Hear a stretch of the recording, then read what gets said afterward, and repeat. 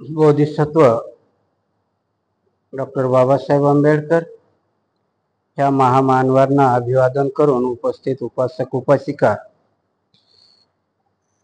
दर रविवारी आपण मिलिंद प्रश्नाचं वाचन करतो. वर्षावर्षामध्ये क्रांती आणि प्रतिक्रांती. आता रोजच आपल्याला प्रवचन सुरू व्हायला लागलेत, म्हणून सगळ्याची अडचण व्हायला लागली की काय बघावं काय नाही बघावं. काही काही लोकांना आनंदही झाला की भंतेजी तुमचं रोज, आता माहिती नाही की ते नुसतं तोंडापुरतं म्हणतात, ते काय म्हणतात की भंतेजी रोज प्रवचन ऐकायला मिळालं, चांगली गोष्ट आहे. पण आपण संख्या बघत गेलो तर कमी कमी होत चालली बघण्याची. आपण जसं म्हटलं की कधी कधी जास्त भडीमार झाला की मग अजीर्ण होतंय, तर तसाच प्रकार असेल. पण तरी आपण एका दिवसामध्ये 500-600 लोक बघताय. दर रविवारी ठेवण्याचं कारणच ते होतं की मिलिंद प्रश्न आपल्याला अशा कोर्टमध्ये तुमच्या साकेत बुद्ध विहारामध्ये तो असला पाहिजे की मिलिंद प्रश्नाची पूर्ण प्रवचनं आहेत आणि ती गांभीर्याने घ्यावीत. म्हणून 8 दिवसाला आपण ठेवलं, कारण जर रोजच वाचत गेलो तर त्याचं विश्लेषण चांगल्या पद्धतीने करता नाही येणार. आणि म्हणून आजही जर तुम्ही गुगल किंवा याच्यावरती सर्च केलं तर तुमचा मिलिंद प्रश्न हे दुसऱ्या नंबरवर बघितल्या जातं. जर तुम्ही आजही गेलात गुगलमध्ये आणि तुम्ही जर त्याला विचारलं की मिलिंद प्रश्न हे करायचं, तर पहिलं मला वाटतंय विमल कीर्तीचं येतं आणि दुसरं आपलं येतं. तिथं म्हणजे सेकंड प्रेफरन्स साकेत बुद्ध विहाराला येतो की मिलिंद प्रश्न एवढा. म्हणजे तुमच्या माहिती करता सांगतो की गुगल कुठल्या गोष्टी ऍक्सेप्ट करते की ज्याला जास्त व्ह्यूज पेक्षा जास्त लाईक असतात, जी लोक बघतात. कारण बघणारे भरपूर असतात पण किती लोकांना आवडलं. आता अडचण काय होते की बघणारा बघतो, त्याच्या लक्षातच येत नाही की याला लाईकही केलं पाहिजे, सबस्क्राईब केलं पाहिजे. अजून आपल्या लोकांच्या डोक्यात आलं नाही. तुम्हाला एक गोष्ट सांगतो की तुम्ही सगळ्यांनी ऐकलं असेल का, आर्टिफिशियल इंटेलिजन्स म्हणून एक ऍप आलेलं आहे आणि त्याने आता एवढा धुमाकूळ घातलेला आहे की ते सगळ्या गोष्टी करतं. इथे जर तुम्हाला श्रद्धा रक्षित भंतीजी न बसताही जर तुम्हाला प्रवचन ऐकायचं असेल तर ते ऍप लावलं आणि त्याच्यावर जर कमांड दिली की श्रद्धा रक्षित मिलिंद प्रश्न कसा वाचतील हे करायचं, ते स्वतःच तुम्हाला प्रवचन देतं. एवढी झाली. आणि माझ्या आवाजात माझ्या फोटो सहित त्याच्यामध्ये एवढी सुधारणा झाली. म्हणजे कसं करतं ते, कारण त्याला जे इनपुट लागतं, कारण ते शोधतं सगळं, माझा आवाज शोधतं, माझी भाषणाची शैली शोधतं, मग ते सगळं कंबाईन करताना अवघ्या 5 मिनिटात माझा आवाज बी, माझी बोलण्याची शैलीही, माझं चित्रही आणि मी काय भाषण केलेत त्याच्यातला सगळा गोषवारा घेऊन ते तुम्हाला वाचन देतं. म्हणजे टेक्निक किती पुढे गेलेलं आहे की उद्या तुम्हाला श्रद्धा रक्षित भंतेजी समजा त्यांचं जर भाषण ऐकायचं झालं आणि ते ऍप असेल तर ते बरोबर माझ्या शैलीतलं भाषण सुनावू शकतं. सांगण्याचा अर्थ काय होता की आपल्याला काही दिवसानंतर ते आर्टिफिशियल ऍप काय शोधतं, जर त्याला माझं इनपुटच नाही मिळालं तर तो माझी कॉपी करू शकणार नाही. म्हणून आजही ती माहितीच्या अधिकारात तो सगळं देतो. जर त्याच्याकडे इनपुटच नसेल तर मग मात्र त्याला ते देता येणार नाही. माझा आवाजच नसेल तर त्याला माझ्या आवाजाची कॉपी करता येईल का, नाही करता येणार. आणि म्हणून आपण जे देतो पुढे कधीतरी बुद्ध धर्म जेव्हा इथून लयाला गेला, जवळजवळ 500-600 वर्ष या भारतात कोणालाच बौद्ध धर्म माहिती नव्हता. म्हणजे तो पूर्ण लोप पावला होता. कशामुळे तो अस्तित्वात परत तुम्हाला माहिती झाला, कनिंगम नावाचा एक इंग्रज अधिकारी, त्यांनी ह्या लपलेल्या गुहा, त्यांनी त्याच्या केम्ब्रिज युनिव्हर्सिटीमध्ये युआन सांग आणि यांचे वाचलेले टाचणं त्याच्यानुसार संशोधन केलं. जर सम्राट अशोकाने पिल्लरवरती आपले शिलालेख लिहिले नसते तर बुद्ध धर्म भारतात परत कधी तुम्हाला माहिती झाला नसता. हे करण्याचा काय उद्देश आहे आपला, की जर कधीतरी हे लोप पावलं तर पुढे येणारी एखादी अशी टेक्नॉलॉजी येईल की ती शोधून काढेल की बुद्ध धर्म होता. साकेत विहार नावाचा असं एक विहार होतं, तिथेही अशा प्रवचन मालिका चालत होत्या. त्याच्या पाठीमागचा आपला हा उद्देश आहे. कारण तो कितीही टेक्नॉलॉजी पुढे गेली तरी त्या टेक्नॉलॉजीला इनपुट मिळाल्याशिवाय काहीही मिळत नाही. आणि म्हणून शास्त्रज्ञ आणि संशोधक दार्शनिक ह्या दोघांना उपमा देताना 2 गोष्टीची देतात. एक तर मधमाशी किंवा मकडी म्हणतो ना आपण त्याला, काय कातीन का काय म्हणतात ना, मकडीचे जाळे म्हणतात ते, त्याचे दोन, कारण ते दोन गुण त्या माणसामध्ये असावे लागतात. मधमाशी काय करते की प्रत्येक फुलावरती बसते आणि त्याच्यातला मध गोळा करून आणते, त्याची प्रोसेसिंग बनवते आणि मध बनवते. म्हणजे तिला इनपुट लागतो, कुठल्या प्रत्येक फुलावर तिला बसावं लागतं, तेव्हा ती प्रक्रिया करून हे करते. धर्माचंही तसंच आहे की धर्म सांगताना प्रत्येक गोष्टीचं आकलन करून पुढे बसणारा श्रोता कसा आहे त्याला त्या पद्धतीने धम्म सांगायचा असतो. म्हणजे ती एक मधमाशीची भूमिका आहे. तर दुसरी मकडी, मकडी इनपुट घेत नाही, ती तिच्याच जाळेवाटी जाळं तयार करते. म्हणजे इनपुटही तिच्या जवळच आहे आणि क्रियाही तिच्या जवळच आहे. मग तसे धम्मामध्ये दोन टाईपची माणसं आहे की एक की तो सगळ्या समाजातलं इनपुट घेतो आणि धम्म सांगतो, आणि बुद्धासारखे लोक स्वतःच आतून बुद्धत्व प्राप्त झालेले असतात. आणि म्हणून आपल्याला हे करण्याचा उद्देश काय की आपण मिलिंद प्रश्न का ठेवला की कधी काळी तरी तुमच्या शाखेत बुद्धविहाराचंही नाव येईल की तिथेही अशी एक मालिका होती आणि एवढा आवश्यक ग्रंथ तिथे शिकवल्या जात होता किंवा वाचल्या जात होता, आणि तो पूर्ण रूपाने असावा म्हणून हे आपला सगळा आटापिटा आहे. मागच्या रविवारी आपण बघितलं होतं की भगवान बुद्ध सगळ्यांच्या हिताचंच बोलतात, सगळ्यांच्या हिताकरताच प्रवचन करतात, परंतु भगवान बुद्धाचं प्रवचन ऐकून 60,000 भिक्षूंना रक्ताच्या उलट्या झाल्या होत्या, हे आपण मागच्या प्रवचनामध्ये बघितलं होतं आणि भंते नागसेनाने त्याचं व्यवस्थित उत्तर दिलं होतं. आज आपण 22वा प्रश्न बघतोय आणि काय प्रश्न आहे तो आज आपण इथून सुरुवात करू. भंते नागसेन, भगवान बुद्धाने सांगितले आहे की संयम पाळावा कायेने, वाचे संयमाचे वळण, राखावे मनाचे संतुलन, सकळ ठेवावे नियंत्रण. तरी पण भगवान बुद्धाने चारही प्रकारच्या लोकसमूहात बसले असता देवता आणि मनुष्यासमोर शील नामक ब्राह्मणाला आपले कोशात उपस्थ म्हणजे पुरुषेंद्रिय दाखवले. भंते भगवान बुद्ध जर संयम पाळणारे होते तर सैल ब्राह्मणाला आपले कोशात आधीत उपस्थ दाखवण्यापर्यंत त्यांचे शरीर संयम कसा सुटला, म्हणजे त्यांनी अशा प्रकारे ग्रह इंद्रिय दाखवले असेल हे खरे वाटत नाही. आणि जर त्यांनी शैल ब्राह्मणाला आपले कोशाच्छादित गुहेंद्र दाखवले असेल तर ते असे संयम पाळणारे होते असे म्हणणे खोटे ठरेल. हे सुद्धा कठीण कोडे खुलासा करता आपणा समोर मी ठेवीत आहे, कृपा करून ते समजावून सांगावे. महाराज, शरीराप्रती संयम पाळणे उत्तम आहे असे जे भगवान बुद्धाने सांगितले हे खरे असून शैल ब्राह्मणाला त्यांनी आपले कोशाच्छादित गुहेंद्र दाखवले होते हे सुद्धा खरे आहे. महाराज, त्याला भगवान बुद्धाप्रती शंका होती आणि ती दूर करणे आवश्यक होते. त्याकरताच भगवान बुद्धाने आपल्या बुद्धिबळाने आपले शरीर स्पष्टपणे प्रकाशित केले होते. ते रिद्धी शक्ती निर्मिती शरीरच तो पाहू शकला, त्यामुळे तथागत संयम सुटला असे म्हणता येणार नाही. व भंते नागसेन, भगवान बुद्ध सर्व लोकांच्या समूहात बसले होते आणि त्याच्यापैकी केवळ एकटा शैल ब्राह्मण त्यांचे इंद्रिय पाहू शकला. बाकीच्यांना त्यांचा मागमुसही लागू नये यावर कोण बरे विश्वास ठेवू शकेल. तेव्हा कृपा करून असे आश्चर्यकारक घटना घडण्याचे कारण सांगा. प्रश्न कसा आहे लक्षात जर आला असेल, भगवान बुद्ध 32 लक्षणाने युक्त होते. भगवान बुद्धाच्या शरीरावर किती लक्षण होते? 32 लक्षण होते. कारण तेव्हा ते जन्मले तेव्हा त्यांच्या भविष्यवाणी कशामुळे केली होती की त्यांच्या शरीरावर असणारे 32 लक्षणं, आणि त्या 32 लक्षणं कोणाच्या अंगावर येतात? एक तर चक्रवर्ती राजा किंवा सम्यक संबुद्ध. आता इथे राजा मिलिंदाने काय प्रश्न विचारला की आपण म्हणतो की भगवान बुद्धाचा आपल्या शरीरावरती संयम होता आणि भगवान बुद्ध उपासकालाही सांगत होते की तुमच्या शरीरावर तुमचा संयम असला पाहिजे. मग आता शरीरावरचा संयम म्हणजे काय की आपण जे शरीरावर कपडे घालतो हे लज्जा रक्षणा करता आहे की नाही, म्हणजे हा एक प्रकारचा शरीराचा संयम आहे. पागल माणसाला काही घेणं देणं नसतं, त्याच्या अंगावर कपडे आहेत. कारण त्यावेळेच्या जैनामध्ये, आजही तुम्हाला जर माहित असेल तर जैनामध्ये एक दिगंबर आणि एक श्वेतांबर असे दोन पंथ आहेत. आणि जे दिगंबर असतात तर त्यांचे मुनी हे नग्न राहतात.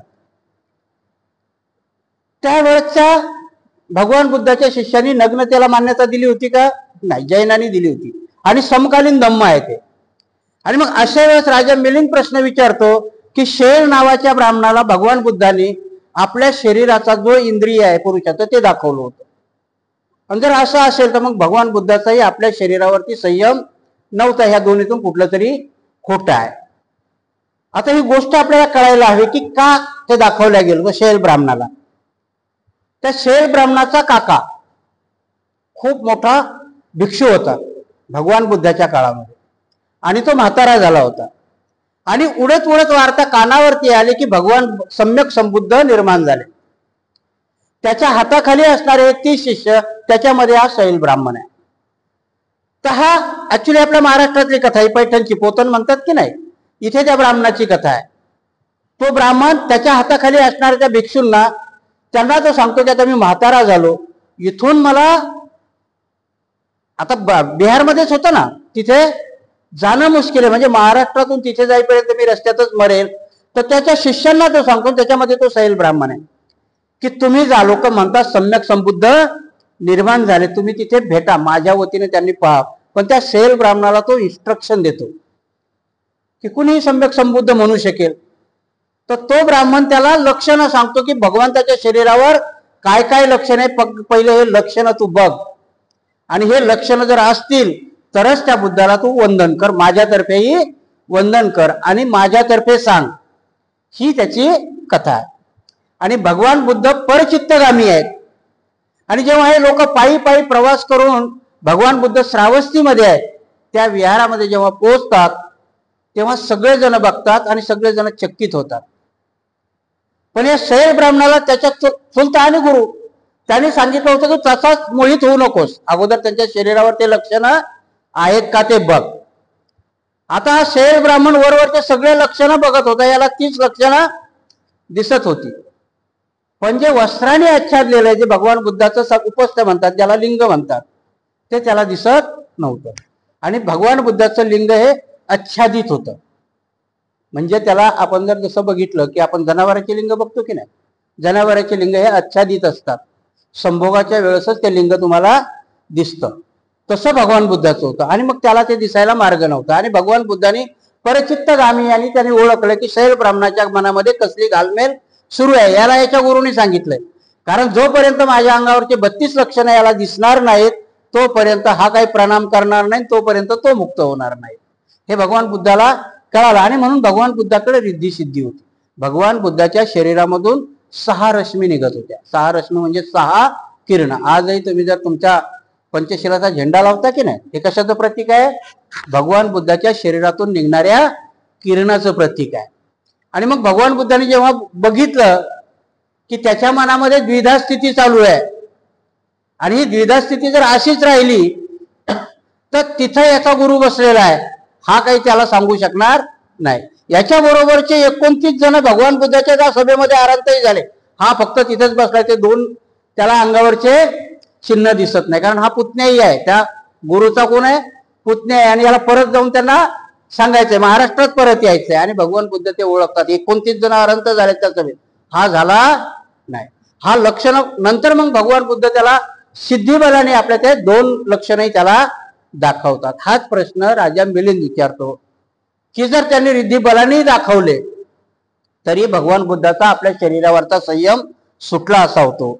आणि मग त्याला भंते नागसेन काय उत्तर देतात ते आपण बघूया. महाराज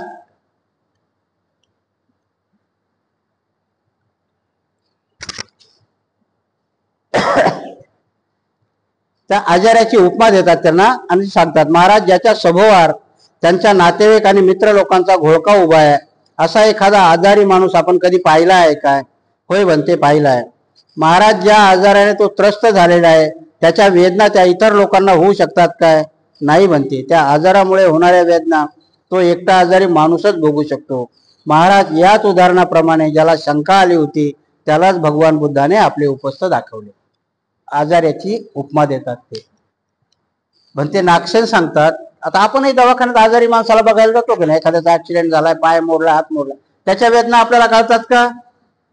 आपण फक्त हळहळ व्यक्त करू शकतो, पण त्याला काय वेदना होत्या ते त्यालाच माहिती. भंते नागसेन राजाला सांगतात की जशा आजाराला वेदना त्याच्या स्वतःलाच कळतात, कितीही लोक बघायला गेले तरी त्यांना त्या वेदना दिसतही नाही आणि कळतही नाही. तसंच भगवान बुद्धाच्या याच्यामध्ये लाखो लोक बसलेली होती. परंतु त्याला शंका होती. शंका बाकीच्याला होती का? शंका त्याला होती. आजार कोणाला होता? त्या शैल ब्राह्मणाला होता. आणि म्हणून भगवान बुद्धांनी त्यांच्या रिद्धिबलाने फक्त त्यालाच ते त्यांचं लिंग दाखवलं, कारण त्याची शंका दूर व्हावी म्हणून. त्याच्या मनामध्ये कुठलीही शंका राहता कामा नये की सम्यक संबुद्ध आहेत की नाही आहेत. आणि ते दाखवल्यानंतर परत त्याच्याला पुढचा चमत्कार, याच्यात नाही लिहिलेलं, पुढचा चमत्कार काय की भगवान बुद्धांनी ते दाखवल्यानंतर याच्या बरोबरचे 30 पैकी 29 आरंत झालेले भगवान बुद्धाकडे बघून नुसतं प्रवचन ऐकूनच. पण हा तरीही नाही झाला. भगवान बुद्धाला तो गेल्यानंतर आनंदाने प्रश्न विचारला की भगवंत 30 जण आले, त्यातले 29 आरंत झाले आणि इथेच थांबले, त्याला तुम्ही तुमच्या शरीरावरचे पूर्ण लक्षणही दाखवले तरी तो आरंत झाला नाही, परत गेला. भगवंत म्हणतात आरंत होणं एवढं सोपं नाहीये. बाकीच्यांनी लक्षणं पाहिली आणि ते आरंत झाली, यांनीही लक्षणं पाहिली, पण याच्यामध्ये अजून मोह कायम होता की मी माझ्या गुरुला जाऊन सांगेन, म्हणून तो आरंत झाला. एवढीशीही इच्छा जर तुमच्या मनामध्ये शिल्लक असेल तर तुम्हाला पुढचा जन्म घ्यावा लागतो, आरंत पद भेटत नाही. आणि त्याच्या मनामध्ये तो प्रफुल्लित झाला की माझ्या गुरुनी मला केवढं मोठं सौभाग्य दिलं की मला भगवंताचं दर्शन झालं. परंतु त्याचा तो मोह होता की तो स्तुती कोणाची करत होता? आपल्या गुरुची, की माझ्या गुरुनी मला ही संधी उपलब्ध करून दिली, आणि म्हणून तो आरंत झाला नाही, परत येतो तो. याच्यामध्ये नाही, पण याच्यातली कथा म्हणजे तुम्हाला समजायला सोपं होईल की तो परत येतो आपल्या गुरुकडे. आणि मग गुरु विचारतो की ते बाकी 29 कुठे आहेत? म्हणजे ते आरंत झाले, ते तिकडेच थांबले. तू का नाही झाला? माहिती नाही म्हणे, कारण हा गुरु ज्ञानी होता. जेव्हा त्या गुरुनी बघितलं म्हणे तुला माझी आसक्ती होती म्हणून तू अरहंत झाला नाही. त्याच्या पुढे आहे, जो गुरु होता आणि हा शिष्य होता, ह्या शिष्याला तो वरच्या आसनावर बसवतो गुरु, आणि तिथे दोघ जण आराधना करतात, म्हणजे तपश्चर्या केल्यासारखी विपश्यना करतात, आणि दोघं आरंत होतात. हा त्याच्या पाठीमागचा आहे. तर भंते नागसेनाने त्याला सांगितलं की जसं आजाराला आहे की आजाराच्या वेदना आजारालाच करणार, तसं त्या भर सभेमध्ये भगवान बुद्धाचं इंद्रिय फक्त तो एकटाच बघू शकला, दुसरं कुणी बघू शकला नाही. म्हणून भगवान बुद्धांनी संयम सोडला असं म्हणता येत नाही. आणि भगवान बुद्ध संयम कधीही सोडत नाहीत, ही गोष्ट खरी आहे. आणि त्यांनी शैल ब्राह्मणाला आपलं उपस्थ दाखवलं ही गोष्ट खरी आहे. त्याच्यावरती ते अजून दुसरं उदाहरण देतात की अंगात येणारं भूत. आता तुम्ही बघितलं की नाही काय माहिती, बऱ्याचशा आपल्या गावाकडे जर गेले की बायाच्या अंगात भूत यायचं. मी मागे उदाहरण दिलं होतं, ते नेमकं आपल्याच बहुजनाच्याच बायाच्या अंगात देव येतो, कोणाच्या अंगात देवी येते, कोणाच्या अंगात कोंडू, आणि ते घुमायला लागते नाही का बऱ्याच. आता तर काय, आता बरंच ते हे झालं असेल. इथे भंते नागसेन ते उदाहरण देतात की एखाद्या बाईच्या अंगात भूत आलं ते तुम्हाला दिसतं का? मग ते तिला जाणवतं ती नाटक करते का अंगात देव एका भूत आलं. तसंच भगवंतानी की त्या शैल ब्राह्मणाला जी शंका होती 2 लक्षणाची, ते लक्षण दाखवण्याकरता त्यांनी आपल्या शरीरावरची रिद्धी बळाने त्याला दाखवलेत. म्हणून भगवान बुद्धांनी कुठलाही आपल्या शरीरावरचा संयम सुटू दिलेला नाही. कोणाला काही समजावून सांगायचे असल्यास भगवान बुद्ध कधी कधी मोठ्या आश्चर्यकारक लीला करीत असत. भगवान बुद्धांनी जर काही क्रिया केली तर ती लोकांना चटकन समजून येत नसे. महाराज भगवान बुद्ध फार मोठे योगी होते. ज्ञानपिपासू लोकांना समजावून देण्याकरता ज्या ज्या अनुष्ठानाची आवश्यकता असेल नेमके त्याच योग बळाचे अनुष्ठान करून ते समजावून सांगत असत.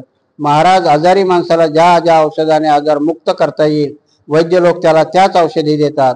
जसे उलटी करीतात, जुलाब देतात, लेप लावतात, शेकून काढतात किंवा मालिश करीतात. महाराज त्याचप्रमाणे ज्ञानपिपासू लोकांना समजावून सांगण्याकरता भगवान बुद्ध आवश्यक त्या योग्य बळाचे अनुष्ठान करत होते. आणि म्हणून इथे राजंबेली सांगतो की जसा एखादा वैद्य की तुम्हाला आजार एक प्रकारचा आहे तर तो दुसऱ्या प्रकारचं औषध देतो का? भगवान बुद्धही त्याच प्रकाराने होते की ते लीला करून दाखवत होते. रिद्धी बळाच्या बऱ्याचशा गोष्टी त्यांनी, आणि याची बरीचशी उदाहरणं आहेत की जसं किसा गौतमीला तिचा मुलगा मेला तर भगवान बुद्धांनी नकार दिला होता का? भगवान बुद्धांनी नकार नव्हता दिला. तिने सांगितलं माझं मूल जिवंत करा, तर भगवान बुद्ध बोलले करतो. पण त्याने ती आट घातली होती की जा तो ह्या गावामध्ये जा आणि ज्याच्या घरामध्ये कोणाचाही मृत्यू झाला नाही त्या घरातून मोहरी घेऊन ये, कारण भगवान बुद्धाला तिच्याकडनं सिद्ध करून घ्यायचं. म्हणून भगवान बुद्ध त्याला जवळ बोलूनही सांगू शकले असते, शैल ब्राह्मणाला जवळ बोलूनही सांगू शकले असते की तू जे शोधतो ते आहे, परंतु भगवान बुद्धाला त्याला डायरेक्ट दृष्टांत द्यायचा होता. आणि म्हणून भगवान बुद्धाने रिद्धी बळाच्या जोरावरती, कारण शंका, आता मी बघा शंका कधी कधी माणसाला कुठे घेऊन जातात.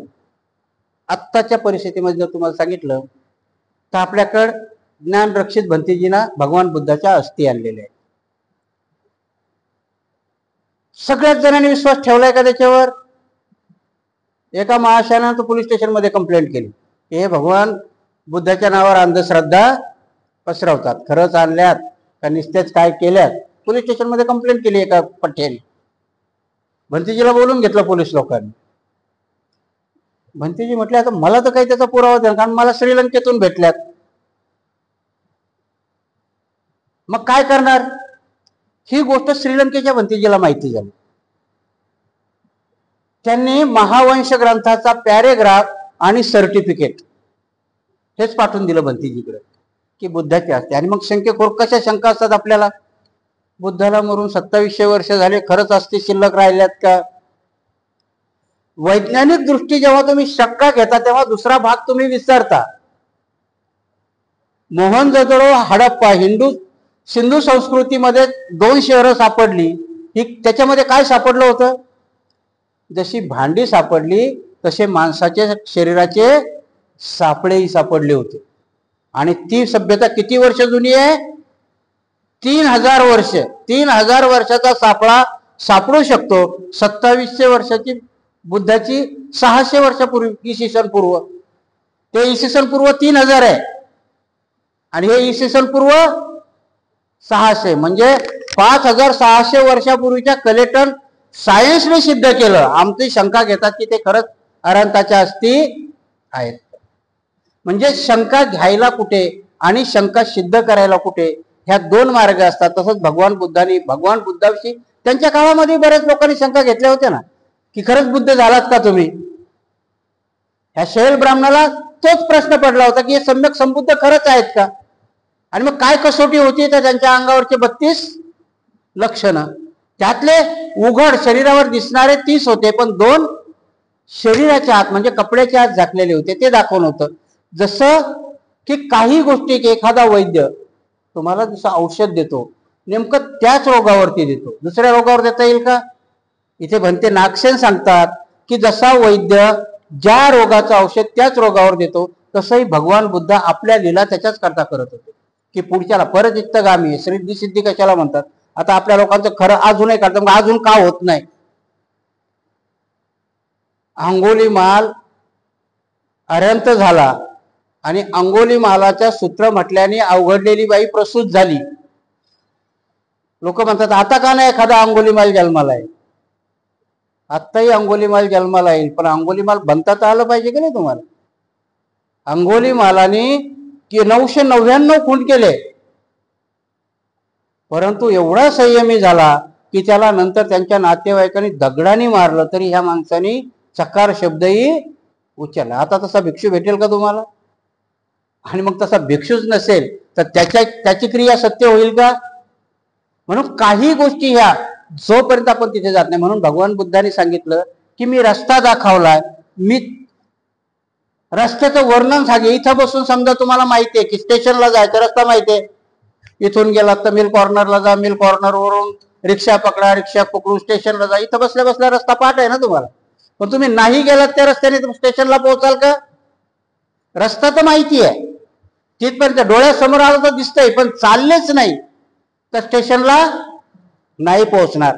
तसंच आहे की जोपर्यंत तुम्ही त्या मार्गावरती सत्यक्रियेने जाणार नाही तोपर्यंत कुठल्याही गोष्टीची सत्यक्रिया तुम्हाला करणार नाही. म्हणून बुद्ध धर्माविषयी जे बी शंका घेतात आणि ज्यांनी कोणी कंप्लेंट केली असेल त्यांनी कधी त्याच्या घरात, मला नाही वाटत बुद्ध आणि त्याचा धम्म हा ग्रंथ असेल त्यांनी कधी वाचला असेल. कारण अडचणी काय होतात की आम्हाला जिथे कंप्लेंट करायला पाहिजे आम्ही तिथे करत नाही. त्याला कंप्लेंटच करायची होती, त्याने विहारात यायला पाहिजे होतं. काय आहे ते बघू द्या, मला दाखवा, मला अगोदर तुम्ही कशी अंधश्रद्धा पसरवताय हे मला कळू द्या. त्याने ते नाही केलं, तो पोलीस स्टेशन मध्ये गेला. पोलीस स्टेशनमध्ये गेल्यानंतर त्याला तेवढी अक्कल नव्हती की पोलीस स्टेशनमध्ये तुमच्या क्रिमिनल केस घेतले जातात. भंतेजीने कोणाचाही खून केला नव्हता, भंतेजीने कुठलंही पत्रक काढलं नाही, भंतेजीने कोणालाही जबरदस्ती केली नाही की तुम्ही ते पायाला या. श्रद्धा आहेत, लोक येतात. भंतेजीने तिथे भेटलेल्या त्या असते तिथेही त्यांनी त्या भंतेजीवर शेक घेतलाय का? आणि मग त्याच्यानंतर तुम्हाला महावंश मध्ये ते पूर्ण सापडतं की जेव्हा सम्राट अशोकाने महेंद्रा आणि संघमित्राला श्रीलंकेमध्ये धम्म प्रचाराकरता पाठवलं, त्यावेळेस फक्त खाली बोधी वृक्षाची शाखा नव्हती दिली, तर भिक्षा पात्रामध्ये बुद्धाच्या अस्थिही दिल्या होत्या. म्हणजे भारतात जेवढ्या अस्थी होत्या त्याच्यापेक्षा दुप्पट अस्थी कुठे आहेत? श्रीलंकेमध्ये. अजून त्या लोकांनी जतन करून ठेवलेले आहेत. त्यांनी नुसत्या अस्थी आणि बोधी वृक्षच जतन केलाय का? त्यांनी धम्मही जतन करून ठेवला. आम्ही भारतातून धम्म घालवला, पण श्रीलंकेमधून गेलाय का धम्म? नाही. म्हणून त्याच्यावर शक घेता येईल का तुम्हाला? आजही तिथे एवढंसं राष्ट्र आहे, 6 घंट्यात राष्ट्र संपतं. त्याची लोकसंख्या 3 करोड आहे. मुंबई एवढं राष्ट्र आहे ते जास्तीत जास्त, परंतु त्यांनी आजही बौद्ध धर्म तिथे, आणि तिथे 90 मॉनेस्ट्री आहेत, मोठमोठे 90 असे विहार आहेत की तिथे 500 भिक्षू आजही बौद्ध धर्माची शिक्षा घेत आहेत. म्हणजे एवढ्याशा राष्ट्रामध्ये बौद्ध धर्मामध्ये किती श्रद्धा आहे तिथे. आणि आपण एवढे मोठे आहोत, आपल्याकडे श्रद्धाही नाही आणि आचरणही नाही. आणि म्हणून आपण अतिश्रद्धावान झालो, अति वैज्ञानिक झालो. अति वैज्ञानिकपणामुळे आमच्या धम्माच्या आचरणावर काय परिणाम झाला त्याचाही आम्हाला अर्थ कळला नाही आणि त्याचंही भान राहिलं नाही.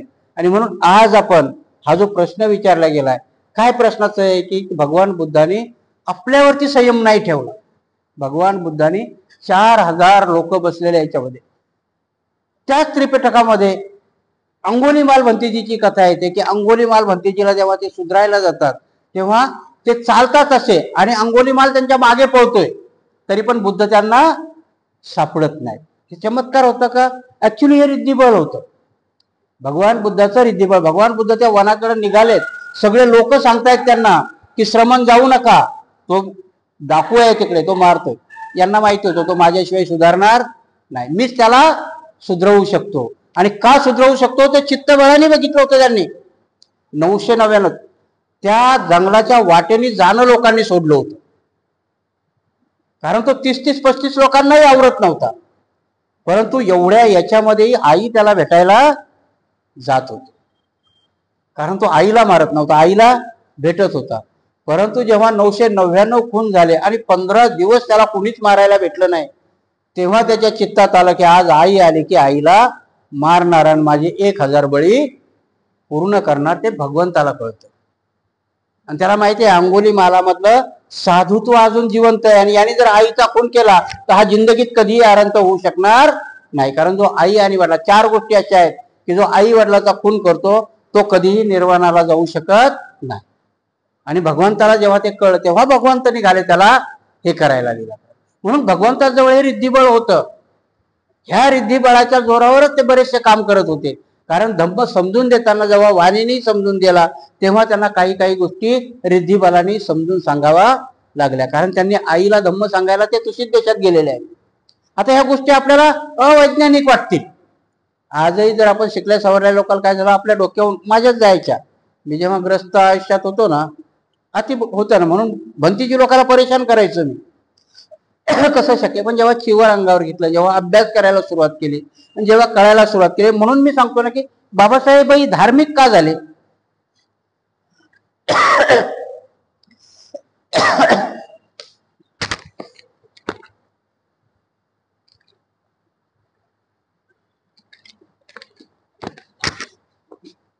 बाबासाहेबाच्या आपण पायाच्या नखाची तरी सर करू शकतो का?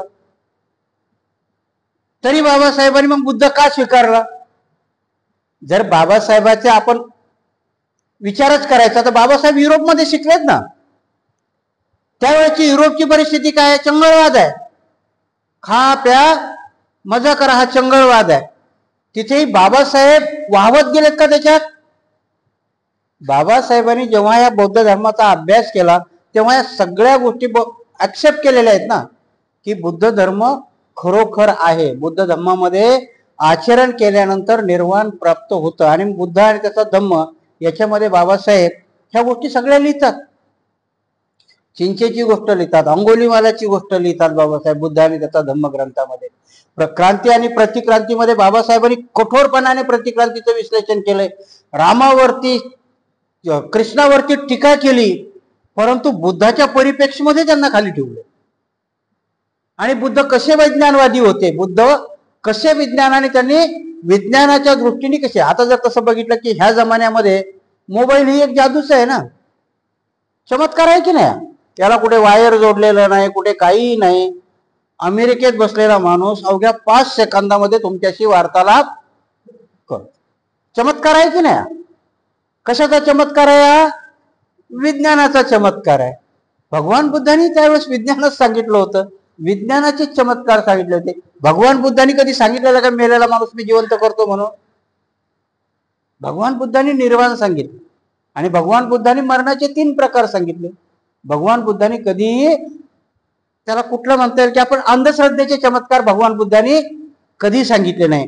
आणि म्हणून भगवान बुद्धांनी आपला धर्म सांगत असताना, आपला संयम पाळत असताना त्यांच्या अंगावरचे लक्षणं दाखवण्याकरता त्या शैल ब्राह्मणाला फक्त खाली दिव्य प्रकाशाने ते आपलं उपस्थ दाखवलं, म्हणजे लिंग दाखवलं त्यांनी. आणि म्हणून भगवान बुद्धाचा की जो राजा मिलिंदाने विचारलेला प्रश्न आहे की भगवान बुद्धाच्या शरीराचा संयम सुटला, असं कधीही होत नाही. संयम सुटणं कोणाला म्हणतात? की आपल्या गोष्टीचा कुठला सारासार विचार न करणं. मी आज येताना सांगलो की मला 2 वाजता माझ्याकडे 2 जण आले, भंतेजी साक्षगंधाचा कार्यक्रम आहे. मी सांगितलं साकेत बुद्ध विहारामध्ये वर्षाचा माझा कार्यक्रम आहे, 10 मिनिटात भंतेजी तुम्ही फक्त खाली वंदना घ्या आणि तुम्हाला आणून घालतो.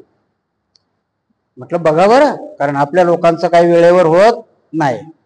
नाही म्हणे आम्ही सांगितलं, माझ्यासमोर फोन लावला, तयारीत ठेवा आम्ही भंतेजीला घेऊन येतो. गाडी घेऊन आली होती. 2 वाजले. म्हटलं चला होईल, जायचंय. साक्षीगंधाच आहेत, 2-4 वंदना म्हणायच्या, साक्षीगंधा करायचं आणि परत यायचंय. 2:20 आम्ही तिथे पोहोचलो.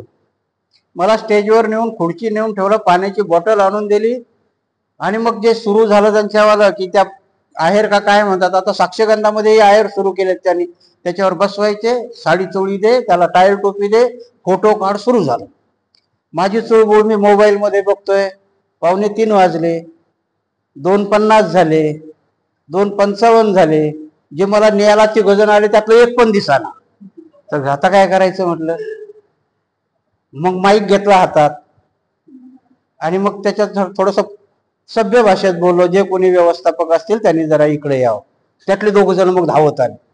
अरे म्हटलं राजा, मला तिथे 3 वाजता माझं प्रवचन असतंय, फोन करून सांगा ना. अरे म्हटलं वर्षावासाचं प्रवचन आहे आणि आम्हाला सांगितलेलं आहे की ज्यांचं कोणाची अगोदर स्वीकार कराल तिथं गेलो पाहिजे. भंतेजी म्हणे थोडासा टाइम लागेल, 5 मिनिट. म्हटलं 5 मिनिट म्हणजे? नवरी म्हणे अजून ब्युटी पार्लर मध्ये. होय, आता काय करायचं म्हटलं.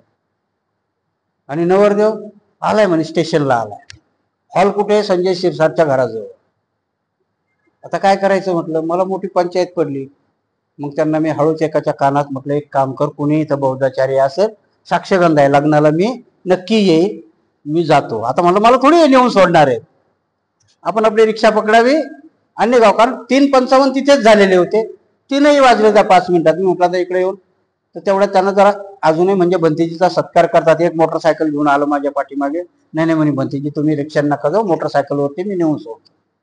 ते मोटरसायकलवरून इथं नेऊन आणून सोडायला बसलं. हे म्हणतात चाबीच नाही आली अजून इथं. म्हटलं आता हे मोटरसायकलवाला काय म्हणत, हे जाऊन काय सांगेल भंतेजी कशी आहेत बघा. इथं गाई केली आणि तिथं विहारच उघडलं नव्हतं. सांगण्याचा उद्देश कसा आहे की वेळेचं महत्व आणि वेळ. मी खुशीत होतो की मी त्यांना सांगून आलो, पुढच्या वेळेस सुधारतील.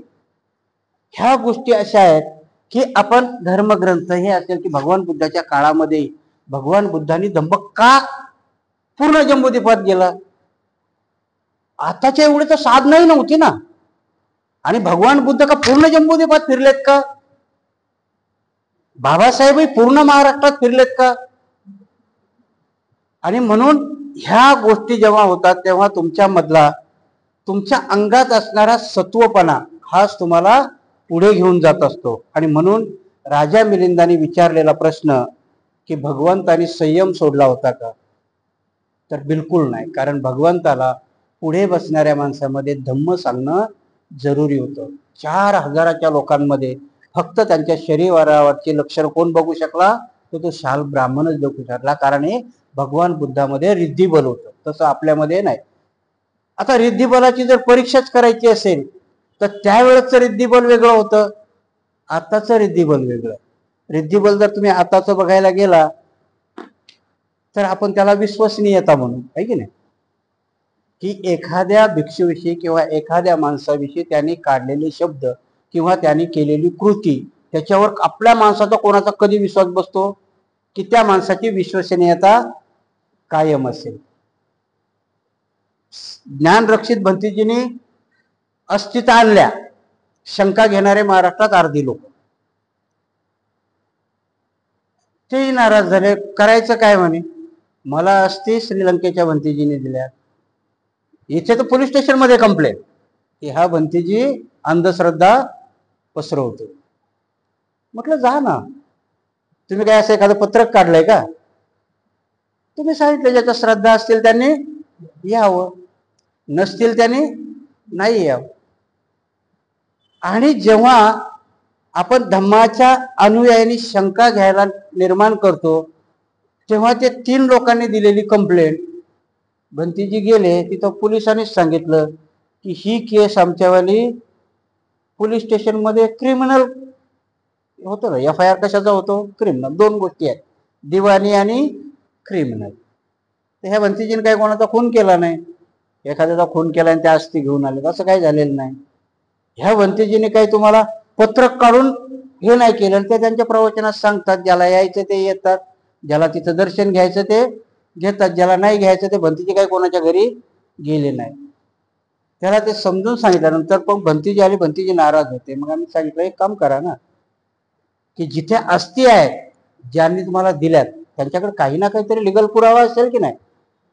हा, आणि त्याच्यानंतर त्या भंतीजीला कळालं, ते ज्ञानानंद भंतीजीला कळालं, खूप मोठे भंतीजी आहेत. आणि त्यांना जे कळाल्यानंतर त्यांनी सर्टिफिकेट तयार केलं आणि महावंश ग्रंथातला की महेंद्र आणि संघमित्रांनी आणलेल्या श्रीलंकेमधल्या अस्थी, तेव्हा आणलेल्या अस्थी आम्ही कशा जतन केलेल्या याचा गोषवाऱ्याचा ग्रंथ आणि ते कुरिअर करून पाठवून दिलं. रात्री ते पोहोचलं आणि मग त्याने ते प्रवचनामध्ये सर्टिफिकेटही दाखवलं, त्या पोलीस स्टेशनलाही नेऊन दिलं. आणि आता ज्याला कोणाला पाहिजे असेल त्याने येऊन घेऊन जावं आणि महावंश ग्रंथामधला तो पॅरेग्राफ वाचावा की अशोकाने आपली मुलीला निस्ती बोधी वृक्षाची फांदीच दिली नव्हती, तर जवळजवळ भिक्षा पात्र भरून भगवान बुद्धाच्या अस्थी दिल्या होत्या.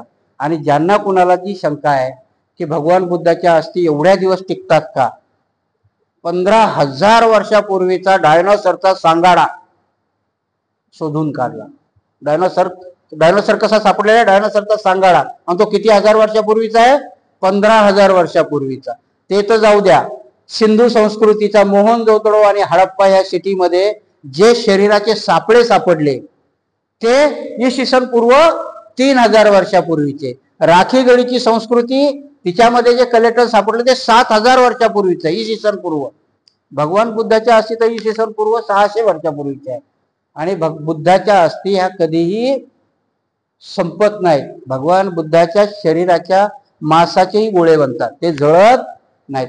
का? त्या अस्थी 8 ठिकाणी दिल्या होत्या ना, तुम्ही जर वाचलं असेल तर भगवान बुद्धाच्या अस्थी करता युद्ध होण्याचा प्रसंग आला होता. सगळ्या जणांनी शस्त्र काढली होती की ते आम्हाला पाहिजे. त्यावेळेच्या त्याही एका ब्राह्मणाने त्याचे 8 हिस्से केलेले आहेत.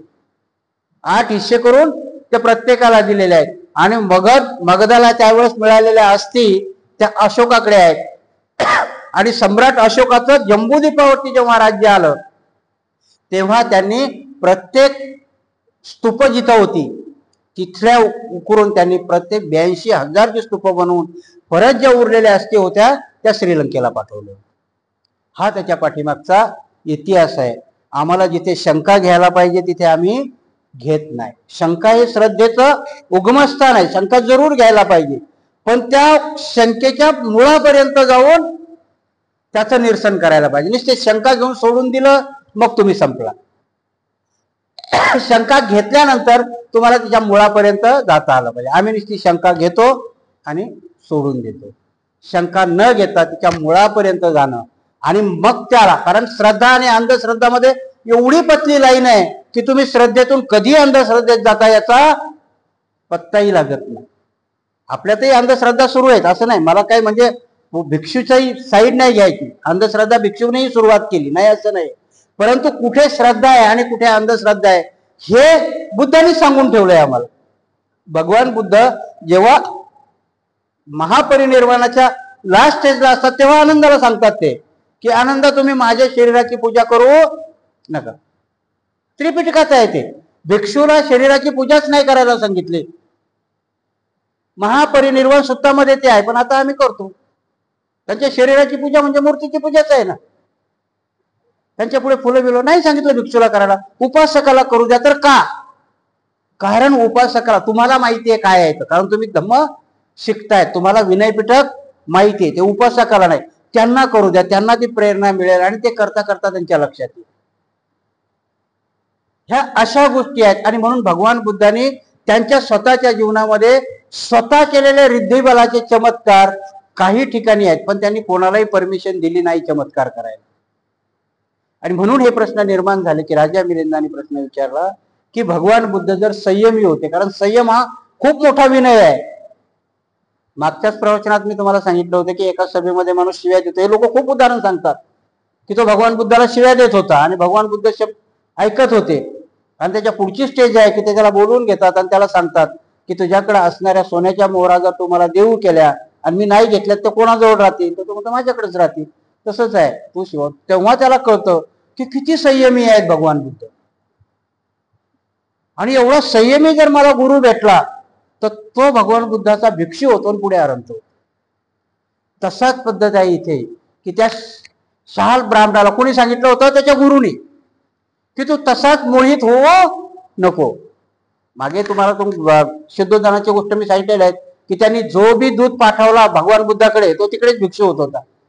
तसं त्याच्या गुरुने पडवून सांगितलं होतं त्यांना, की त्याला माहित होतं हा जर गेला तर हा तिकडेच थांबेल, म्हणून त्याला सांगितलं होतं अगोदर 32 लक्षणं बघ भगवंताच्या शरीरावरची आणि ती दिसल्यावरच प्रणाम कर, तोपर्यंत प्रणाम करूही नको. आणि ते दिसल्यानंतर माझ्यातर्फे 2दा प्रणाम कर, एक माझ्यातर्फे कर आणि नंतर त्यांना माझा प्रणाम सांग, म्हणजे मी म्हातारा झालो आता येऊ शकत नाही.